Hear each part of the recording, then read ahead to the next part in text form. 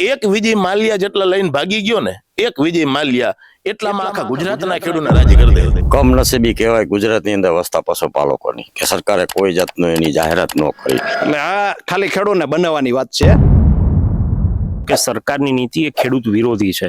તો પછી આવનારા દિવસોની અંદર, આવનારી ચૂંટણીઓની અંદર ખેડૂતોએ રાજકીય પરિવર્તન માટે પણ કોઈ વિચાર કરશે? ઉદ્યોગોનો રાજા છે આ, પ્રજા માટે કાંઈ નથી. ખાલી મજાક કરી છે, ભિખારી બનાવ્યો છે જગતના તાતને. સાહેબ અત્યારે ગામડાની અંદર પૂછાતું નથી કે એને મત દેશો, આમેના સિવાય નથી હાલે એમ કાંઈ. નમસ્કાર, હું છું ભૂમિ જાની, આપ જોઈ રહ્યા છો સત્યાર્થ મંથન.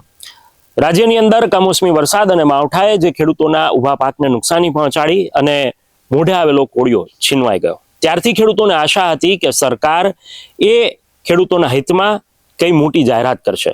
અને સરકાર દ્વારા વારંવાર એવું કહેવામાં આવ્યું કે ઐતિહાસિક પેકેજ જાહેર કરવામાં આવશે, અને ઐતિહાસિક પેકેજ જાહેર પણ થઈ ગયું. આજે અમે પહોંચ્યા છીએ રાજકોટના ગ્રામ્ય વિસ્તારમાં અને ખેડૂતો સાથે વાત કરવી છે કે આ 10,000 કરોડનું ઐતિહાસિક કહેવાતું પેકેજ શું એ છેવાડાના ખેડૂત સુધી ઐતિહાસિક રીતે પહોંચશે કે કેમ, અને જે સરકારે જાહેરાત કરી છે તે જાહેરાતથી ખેડૂતોનું નુકસાન શું ખરા અર્થમાં ભરપાઈ થશે કે કેમ? કારણ કે શહેરમાં રહેતા, શહેરમાં વસતા લોકો માટે કદાચ આંકડો બહુ મોટો હશે, પરંતુ એ ખેડૂત કે જે ખેતીની અંદર મહેનત કરે છે, રાત દિવસ એક કરે છે, તેમના માટે આ સહાય પેકેજ એક કેટલું સક્ષમ પુરવાર થશે તે પ્રશ્નાર્થ છે. એટલા માટે જ મારી સાથે ખેડૂતો છે, ખેડૂત આગેવાનો છે, અને તેમની સાથે આ મુદ્દા પર ચર્ચા કરવી છે. અત્યારે જે પરિસ્થિતિ છે તેના પરથી જ વાતની શરૂઆત કરવી છે, કારણ કે ખેડૂતોને અનેક અપેક્ષાઓ હતી. એ અપેક્ષાઓને લઈને તેમનું શું માનવું છે? મારી સાથે રમેશભાઈ છે. રમેશભાઈ, જે રીતે જગતના તાતને નુકસાની વેઠવાનો વારો આવ્યો અને હવે સરકારે 10,000 કરોડનું ઐતિહાસિક પેકેજ, આવું ગઈકાલે મુખ્યમંત્રીએ જાહેરાત કરી, 22,000 પ્રતિ હેક્ટર આવું હિસાબ પણ સામે આવ્યો છે. આ પેકેજને આપ કેવી રીતે જુઓ છો? આમ આંકડાકીય દ્રષ્ટિએ જોઈએ તો ભલે 10,000 કરોડ એટલે આમ મોટું કહેવાય, બોલે તો આમ મોટું ફાળે છે, પણ હવે એ કઈ એક જણાને કે 4 જણાને તો 10,000 કરોડ દીધા નથી, બરોબર? એટલે એ આખા ગુજરાતના 56 લાખ ખેડૂત ખાતેદારો છે, અને જે કઈ વાવેતર છે એમાં કપાસ છે, મગફળી છે કે ચોમાસું પિત્તના બધા વાવેતર ટૂંકમાં આવી ગયા એની અંદર. એટલે એ પ્રમાણે ગણવા બેહીને તો એ 5 શેરમાં પૂણી બરોબર કહેવાય. બરોબર, સ્વીકારવું એ તો સ્વીકારવું જ પડે, એમાં પાછો દીધે કે ડબલ થઈને આવે એમ નથી. અને માગણી કરવી એ અમારી એક જરૂરિયાત હોય, મજબૂરી હોય, એટલે માગતા હોય ને બધું લેવું પડતું હોય. બાકી આમ વીઘા દીઠ ગણો, હેક્ટર દીઠ ગણો કે ખેડૂત ખાતેદાર દીઠ ગણો તો આમ વીઘે ગણો ને કે 3500 રૂપિયા જેવું વીઘે થયું એટલે 2 DAP ની થેલી થઈ. એક વીઘે મગફળી વાવવાનું બિયારણ જ ખાલી 2500 રૂપિયાનું જોઈએ. એક મણ માંડવીના દાણા નાખે એટલે 2,500 રૂપિયાના જોઈએ. વાવેતર ખર્ચ બીજો એમાં ચડાવો એટલે 3,500 રૂપિયા તો ખાલી જગત પેલી જ વખત વાવ્યું એના થઈ ગયા. પછી 4 મહિના સુધી મહેનત કરીને બીજો ખર્ચો કર્યો તો બધું અલગ. જ્યાં હાવ પાક ધોવાઈ ગયો છે, સરકારના ચોપડે એક વીઘે 16 મણ માંડવી પાકે છે કે ભાઈ આટલું વાવેતર થયું ને આટલું ઉત્પાદન આવ્યું, તો 1 હેક્ટરે 100 મણ માંડવી થાય સરકારના ચોપડે. 100 મણ માંડવીને ટેકાનો ભાવ 1,452 રૂપિયા છે, એટલે 1,45,000 રૂપિયાની માંડવી થાય. 1 હેક્ટરે 1,45,000 ની માંડવી થાય. એમાં અડધો તો ખર્ચો હોય, ક્યાંય 40% ખર્ચો હોય, એમાં માલ નબળો થયો હોય તો 70% ખર્ચામાં વહી ગયો હોય એમ. તો એ બધું ગણતરી કરીને તો એની સામે આ કાંઈ ન કહેવાય. આખી દુનિયાને ખબર છે, આ બધા સોશિયલ મીડિયાના ટીવી મીડિયાના માધ્યમથી આપણે રોજ જોતા હોય કે ઉદ્યોગપતિમાં એક જણાને 10,000 કરોડ ને 20,000 કરોડ ને 40,000 કરોડ ને, એ તો એક ઉદ્યોગપતિને દેવામાં એ રકમ એને બહુ મોટી નથી લાગતી. અને આખા ગુજરાત વચ્ચે 10,000 કરોડ દીધા ને તો એ કીધું ને હવા ભરીને ફૂગો મોટો કર્યા રાખે છે એમ. અને એમાં છેલ્લા 5-7 દિવસે તો મિટિંગો કરે ને, બેઠકો કરે ને કે ઐતિહાસિક પેકેજ આવશે. અરે કયા 4 જણા વચ્ચે છે તે ઐતિહાસિક કહેવાય? 6.5 કરોડની ગુજરાતની વસ્તી છે, 2.5 કરોડ ખેડૂત છે, 56 લાખ ખેડૂત ખાતેદાર છે, એની વચ્ચે તમે 10,000 દીધા છે. મેં 5 દિવસ પહેલા જ એક મારા ફેસબુકમાં લખ્યું હતું કે એક વિજય માલ્યા જેટલા લઈને ભાગી ગયો ને, એક વિજય માલ્યા એટલામાં આખા ગુજરાતના ખેડૂતને રાજી કરી દે. અને થયું એવું. આપણે તો 5 દિવસ પહેલા શંકા કરી હતી કે ભાઈ બધા કહેતા હતા ને 7,000 કરોડ ને 9,000 કરોડ ને, તો 9,000 કરોડ એકલો વિજય માલ્યા લઈને વહી ગયો. ઉદ્યોગપતિને 10-20 હજાર કરોડ દેવા હોય ને તો એના માટે હાવ રમત વાત છે.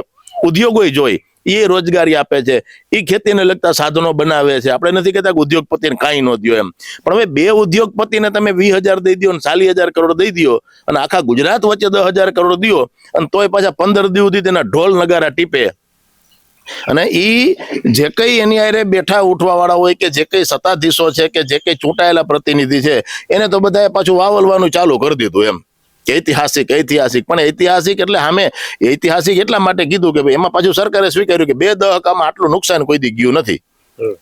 બરોબર, કૃષિ મંત્રીએ સ્વીકાર્યું, ભાઈ મુખ્યમંત્રીએ સ્વીકાર્યું, 2 દહકામાં આટલું કોઈ દી નુકસાન નથી ગયું. એવી મોટી આફત આવી છે તો આફતના પ્રમાણમાં તો કાંઈ નથી. આફતના પ્રમાણમાં કાંઈ નથી કે 1 હેક્ટરે 1.5 લાખ રૂપિયાની મગફળી પાકે છે, એની અંદર 40-50 હજાર રૂપિયાનો ખેડૂતનો ખર્ચો છે અને તમે એને 22,000 તો દીધા છે હેક્ટરે. એટલે કાંઈ બહુ મોટી વાત નથી. લેવું પડે છે, જેટલું દી એટલું લેવું એ અમારી મજબૂરી છે. ક્યાં કઈ ઠીગડું લાગે, ક્યાંક ટેબો લાગે, એ ગણતરીથી ખેડૂત લઈ લઈએ. 2,000 નો હપ્તો આવે તો લેવો પડે છે અને 2,000 ના હપ્તામાં આ બધા એ કહેતા હોય કે ભાઈ એના ખાતર બિયારણના થઈ જાય છે. વળી કોઈ એમ તો કે ખેડૂત જમીન લઈ લે. આમ 2,000 માં શું આવે ભાઈ? રોજનો એક ખેતીનો મજૂર હોય ને 4 વિમલ આવે કે બીડીને જોડી આવે. મજૂરને પૂછો ને 2,000 નું શું આવે તો એમ કે 2,000 તો હું મહિને વાપરી નાખું છું. એટલે બહુ નાની રકમ છે અને આંકડા મોટા મોટા દેખાય છે પણ હવે આખા ગુજરાતના ખેડૂતની સામે એની સરવાળા ભાગાકાર કરો ને તો કાંઈ ન કહેવાય આ વસ્તુ. કાંઈ એટલે કાંઈ, ખાલી મજાક કરી છે, ભિખારી બનાવ્યો છે, જગતના તાતને મજબૂર કર્યો છે આટલું લઈને મીઠું મોઢું રાખવા પૂરતો. બાકી આ ખરેખર આ વસ્તુ યોગ્ય જ ન કહેવાય. વાત એવી સામે આવી રહી છે કે જગતનો તાત એટલે કે ખેડૂત બેઠો થઈ શકે આ માવઠાના મારથી એવી પરિસ્થિતિ નથી. અન્ય લોકો સાથે પણ વાત કરીએ. શું નામ છે આપનું? જાડેજા ખોખો અજીતસિંહ, વાજડી ઘરના.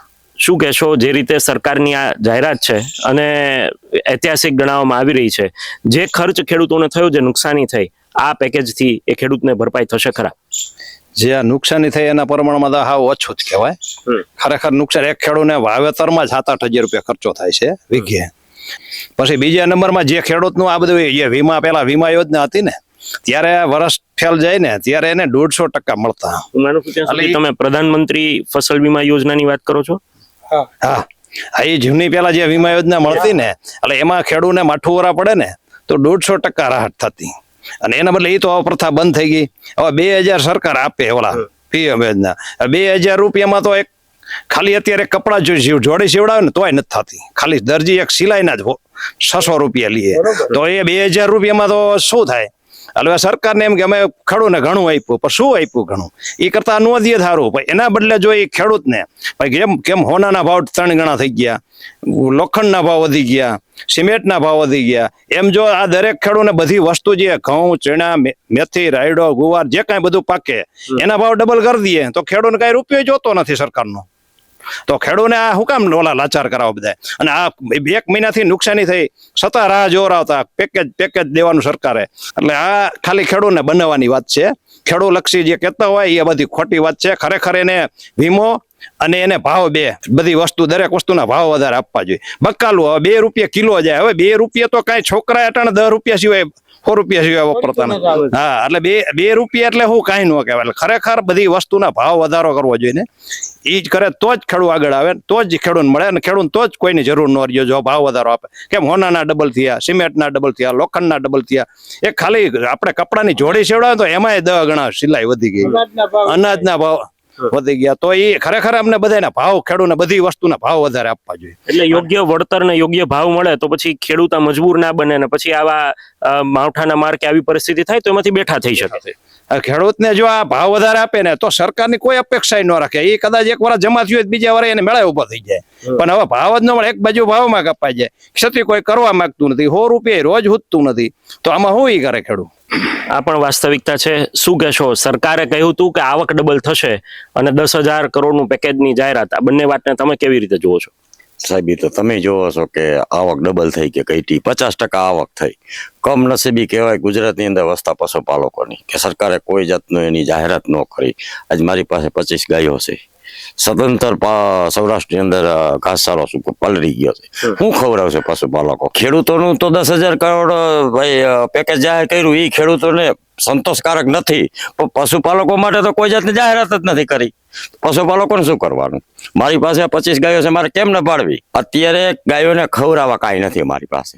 શું કરવાનું? જે સૌરાષ્ટ્રની અંદર મગફળીના પાલા આધારિત ચારો છે એ તો પલળી ગયો, હવે ખવડાવવું શું? તો તમને લાગે છે કે સરકારને આ વાતનું ધ્યાન નથી કે એમને પણ ખબર હશે ને? સરકારને ધ્યાન છે, સરકારની દાનત નથી. સરકારની દાનત નથી. 1987 ની અંદર આ જ સરકાર, કોંગ્રેસની સરકારે ખેડૂતોને દોઢા વીમા આપ્યા હતા, લાખ રૂપિયા ધિરાણ માફ કરીને 50,000 વાપરવા આપ્યા હતા. તો આ સરકાર તો 10% નથી આપતી એનું. ભાઈ પાક વીમા યોજના બંધ કરી દીધી. પછી બીજી બધી ખેડૂતોને જે સબસિડીના લાભ મળતા હતા એની અંદર અધિકારીઓ પૈસા ખાય, ખેડૂત સુધી કઈ પહોંચે નહીં, નેતા ખાય. ટેકાની મગફળીની અંદર આ લોકોનો સ્ટન્ટ છે, નેતાઓને ને અધિકારીઓને પૈસા બનાવવા માટેનો 4,000 કરોડના ભ્રષ્ટાચાર થાય એક ટેકાની મગફળીની ખરીદીની અંદર. સરકારને બધું ધ્યાન છે, સરકારને ધ્યાન નથી એવું નથી, આંખું આડા કાન કરે છે. સરકારની નીતિ ખેડૂત વિરોધી અને પશુપાલક વિરોધી નીતિ છે. તમને લાગે છે કે જો આવું જ તમે જે રીતે કહી રહ્યા છો કે સરકારની નીતિ એ ખેડૂત વિરોધી છે, તો પછી આવનારા દિવસોની અંદર, આવનારી ચૂંટણીઓની અંદર ખેડૂતોએ રાજકીય પરિવર્તન માટે પણ કોઈ વિચાર કરશે? તાલુકા પંચાયત અને જિલ્લા પંચાયતની અંદર વિસાવદરવાળી થવાની તૈયારી છે.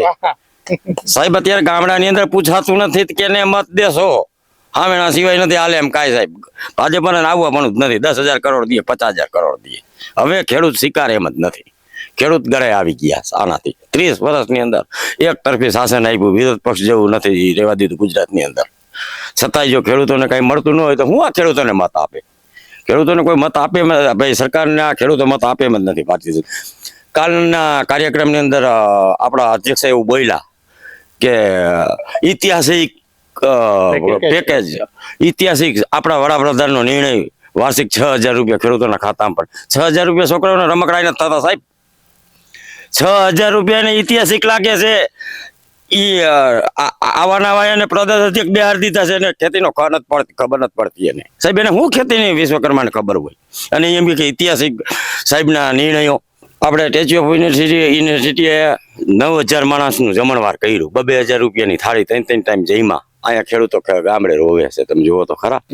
બોટાદની અંદર કડદાકાંડની અંદર ખેડૂતોએ આંદોલન કર્યા, ખેડૂતોને માર્યા. સાહેબ એક દુઃખની ઘટના છે એવી કે જેના જગદીશ મહેતા સાહેબે કીધું ને કે જેના દીકરીના સામે બાપને મારતા હોય પોલીસ, દીકરીની વેદના કેવી થઈ હશે સાહેબ? કે આજ જેના બાપને દીકરી તુકવારો ન કહી શકે, આજે એવી વેદના જો આ ખેડૂત સહન કરતા કોનાને ઉભા રહેવા દે? ગામડાની અંદર જાકારો આપશે, એક ગામની અંદર એને ઉભા નહીં રહેવા દે.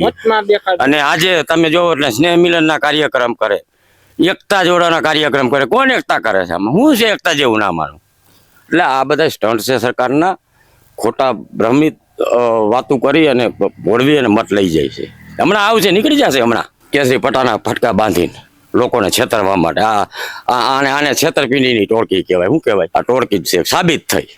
કમનસીબી કહેવાય કે એક આવા ભાઈ ફકીર વડાપ્રધાનને બેહારી દીધો. 80 કરોડ ભારતની અંદર ખેડૂતો ખેતી કરે છે અને એક આ ફકીરને બેહારી દીધો. હું નિર્ણય લઈ ગઈ ખેડૂતોના? ઉદ્યોગોનો રાજા છે આ.